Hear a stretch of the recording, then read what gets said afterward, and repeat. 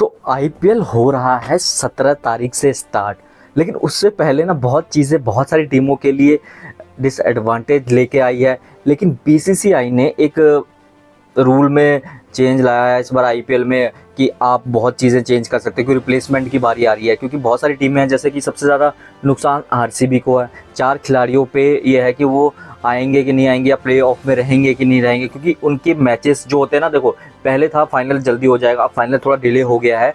तो बाकी जितनी भी कंट्रीज़ हैं उनके मैचेस हैं, तो उनके कमिटमेंट थे कि एनओसी आपको इस डेट तक है, आप यहाँ खेल सकते हो। तो इसमें दक्षिण अफ्रीका, इंग्लैंड, वेस्ट इंडीज़ के खिलाड़ी, ऑस्ट्रेलिया के खिलाड़ी बंधे हुए हैं, क्योंकि उनका तो साउथ अफ्रीका और ऑस्ट्रेलिया का तो WTC का फाइनल भी है। तो बहुत चीज़ें हैं, जैसे कि हम आरसीबी की बात करें, जैकब बेथल हैं उसमें, रदरफोर्ड हैं उसमें हेजलवुड इंजरी की वजह से भी बाहर हो सकते हैं, और बहुत सारी चीज़ों में ऐसा चीज़ें हो रही है। जैसे कि हम बताएं, नुंगी नगीड़ी भी नहीं हो पाएंगे, दक्षिण अफ्रीका के खिलाड़ी नहीं होंगे। वहीं मुंबई इंडियंस में विल जैक्स आपको नहीं मिलेंगे, रिकल्टन दक्षिण अफ्रीका की तरफ से मतलब लॉर्ड्स में जो फाइनल है वहाँ चले जाएंगे, और बहुत सारे ऐसे खिलाड़ी हैं। गुजरात टाइटंस में आपको जॉस बटलर नहीं नज़र आएंगे, रबाडा नज़र नहीं आएंगे।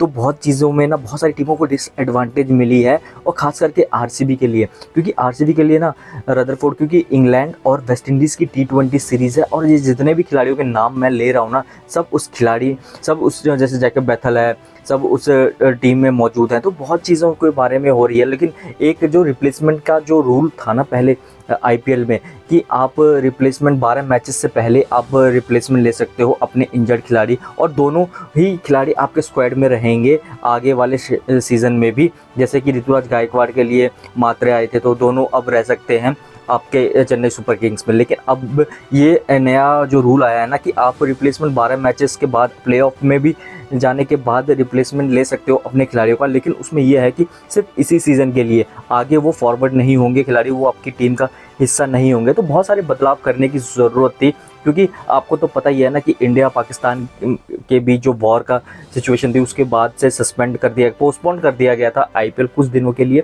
तो अब वो 17 तारीख से स्टार्ट है, और आरसीबी और केकेआर का मुकाबला बेंगलुरु में खेला जाएगा। इसमें आरसीबी दूसरे स्थान पर है, लेकिन ना अभी 3 मैच आरसीबी के बाकी है, 2 तो मानो कि यहीं पे हैं और 1 बाहर है। लेकिन उस आरसीबी चाहेगा ना कि ये टॉप 2 में ख़त्म करना चाहेगा, क्योंकि टॉप 2 वाली टीम को एक एक्स्ट्रा एडवांटेज मिलता है आपको खेलने का, आपको फाइनल खेलने का। तो वही चीज़ है ना, तो आरसीबी तो चाहेगा ही चाहेगा कि हम जितने ज़्यादा 3 में से जितने ज़्यादा मैच जीत सकें, क्योंकि आरसीबी के लिए ही हेजलवुड सबसे मेन थे, जो कि इंजरी की वजह से ऑस्ट्रेलिया वापस आ चुके हैं। अब उनको वापस आना मतलब मुश्किल सा ही नज़र आ रहा है, और रजत पाटीदार की भी इंजरी कंसर्न है उनको।